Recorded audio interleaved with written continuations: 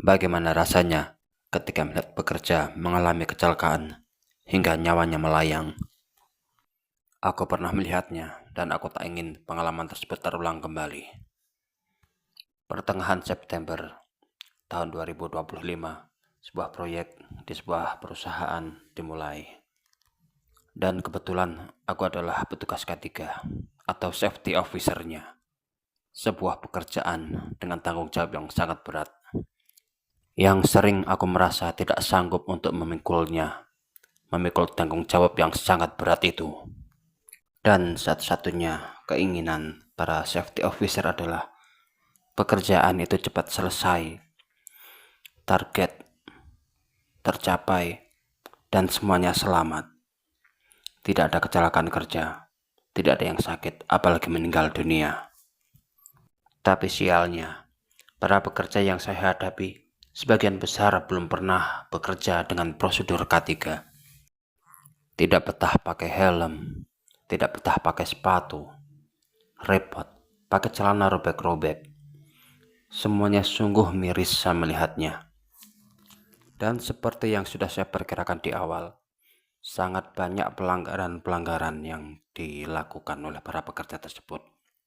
Pelanggaran-pelanggaran dari tidak memakai APD, alat pelindung diri, helm sering ditinggal, sering dilepas, bahkan konyolnya tidak pakai baju, tidak pakai sepatu, dengan alasan panas, tidak bebas, mengganggu pekerjaan, ribet, dan berbagai alasan-alasan klasik lainnya.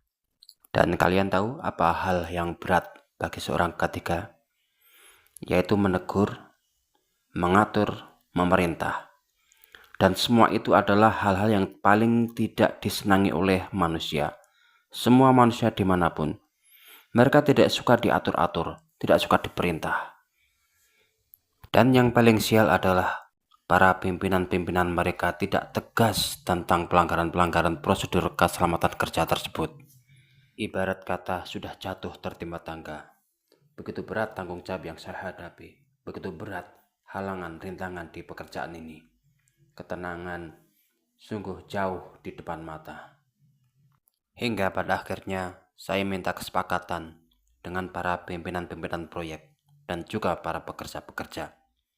Kesepakatannya adalah semua pekerja wajib menggunakan alat pelindung diri dan wajib mematuhi semua prosedur keselamatan kerja. Jika saya menemukan pelanggaran sekecil apapun itu, meskipun hanya melepas helm, pekerjaan tersebut tidak boleh dilanjutkan.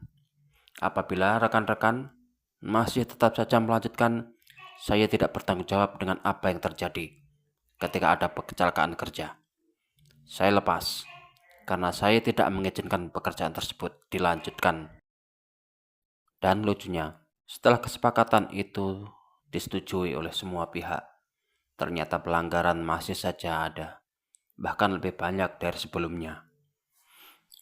Dan secara teknis itu sudah di luar kendali saya, di mana saya hanya seorang diri menghadapi 35-40 orang pekerja. Melihat situasi seperti itu, saya hanya bisa berdoa agar semua selamat, semua sehat. Dan alhamdulillah, setelah pekerjaan selesai, tunai sudah tanggung jawab saya. Tidak ada kecelakaan kerja. Semuanya sesuai dengan keinginan saya. Sehat, selamat. Alhamdulillah.